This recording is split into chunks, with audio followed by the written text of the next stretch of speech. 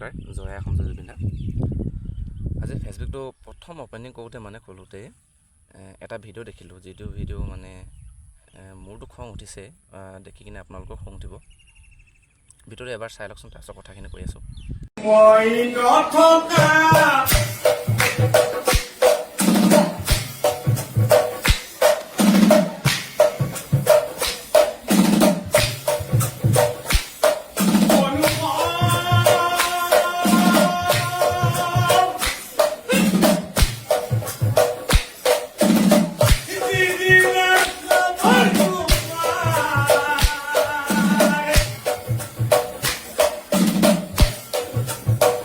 চালে এবাৰ আপোনালোকক কওকচোন, ভিডিঅ' চাই আপোনালোকৰ অনুভৱটো কেনেকুৱা হৈছে শুনক।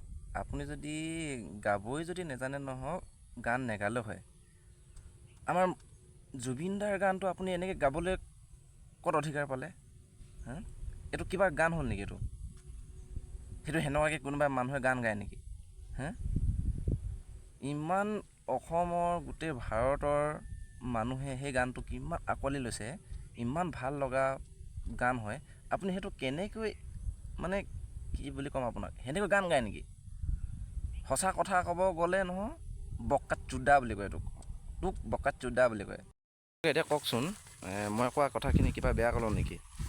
মই যোনটো ক'বলগীয়া কথা সেইটোৱে কথা কৈছোঁ, মানে তাক ৱাৰ্ণিঙে দিছোঁ মই, যে নেক্সট টাইম এনেকুৱা ধৰণৰ মানে জুবিনদাৰ যিকোনো গান গাবলৈ মানা কৰিছোঁ। যদি গায়ে নহয়, মই সঁচা কথা কৈছোঁ, কাণত ধৰি কৈছোঁ, ঘৰত গৈ লাংঠা কৰি পিটি থৈ মই তাক গৈ কিনে।